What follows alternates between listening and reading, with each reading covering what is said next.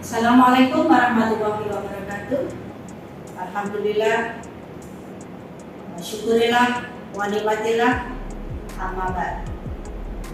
Kami peserta PAI Awards mewakili Kota Semarang akan memperkenalkan diri.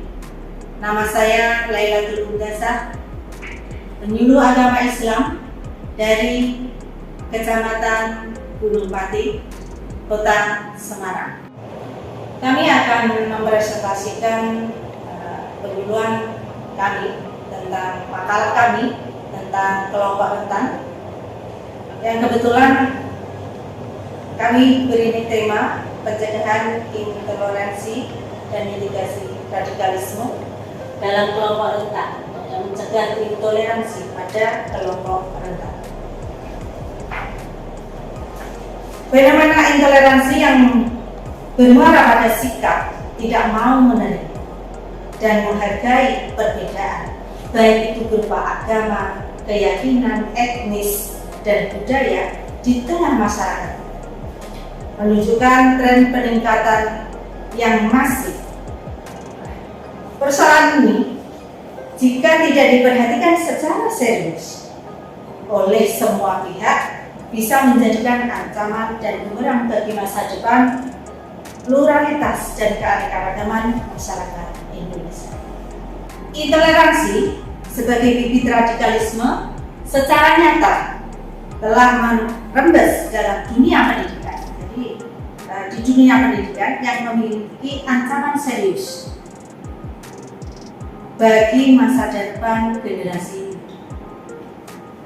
Intoleransi sering kita kenal tidak atau kebalikan dari toleransi itu sendiri.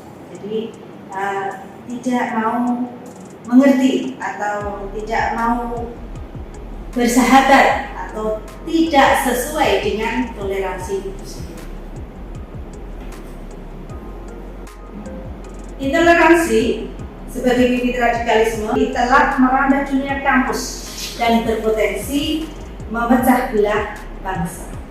Nah, fenomena intoleransi dan radikalisme tersebut bisa menjangkiti siapa saja. Dalam hal ini, kami membina atau mendampingi kaum rentan, yaitu anak-anak muda zaman sekarang atau anak-anak muda khususnya, karena ditilik dari sejarah atau tokoh-tokoh napiter atau teroris itu ternyata bermula dari usia-usia remaja. Diakui atau tidak, maraknya gerakan ideologi transnasional yang tidak sesuai dengan Pancasila selama ini telah mempengaruhi pola hidup sebagian masyarakat, termasuk generasi muda, perempuan, bahkan anak-anak. Lewat ideologi yang kaku, keras, dan ekstrim ini didukung dengan kekuatan dana dan sistem penyusupan, gerakan transnasional ini menyusup ke hampir seluruh bidang kehidupan bangsa Indonesia. Sedangkan kekerasan yang mereka lakukan dapat dilihat dari 3 aspek. Pertama, kekerasan doktrinal, yakni pemahaman literal tertutup atas teks-teks keagamaan dan hanya menerima kebenaran sepihak. Yang kedua adalah kekerasan tradisi dan budaya, dampak turunan dari yang pertama, sering menolak tradisi dan menolak kebenaran. Yang ketiga adalah kekerasan sosiologis, dampak lanjutan dari kedua kekerasan pertama dan yang kedua, yakni aksi-aksi anarkis yang destruktif terhadap pihak lain yang dituduh musyrik, murtad, tidak sesuai dengan apa yang diyakininya, yaitu kafir.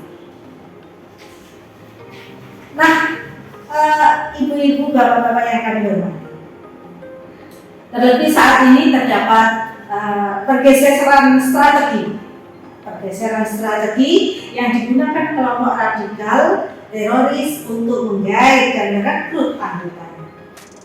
Strategi yang digunakan lebih luas, dan lebih lunak, terbuka, dan pseudo inklusif. Dalam permukaan terjadi tren peningkatan proses radikalisasi yang menyasar 3 kelompok rentan, yaitu perempuan, anak, dan pemuda. Peningkatan migrasi dari kelompok toleran menjadi intoleran pasif, dari intoleran pasif menjadi intoleran aktif, dari intoleran aktif menjadi terpapar. Nah, inilah yang harus kita cegah sehingga jangan sampai terjadi pada anak bangsa kita. Meningkatkan daya tahan masyarakat dan memiliki daya cegah, daya tangkal, dan daya lawan terhadap setiap ideologi radikal yang mengancam NKRI. Radikalisme yaitu suka menyesatkan kelompok lain. Nah, cara yang sering digunakan kelompok radikal ini bersifat revolusioner, eksklusif, fanatik, menjungkir balikan fakta atau nilai-nilai yang ada secara drastis lewat kekerasan, lewat kekerasan dan aksi-aksi ekstrim. Nasionalisme harus ditanamkan oleh diri kita agar cinta negara. Terima kasih. Assalamualaikum warahmatullahi wabarakatuh.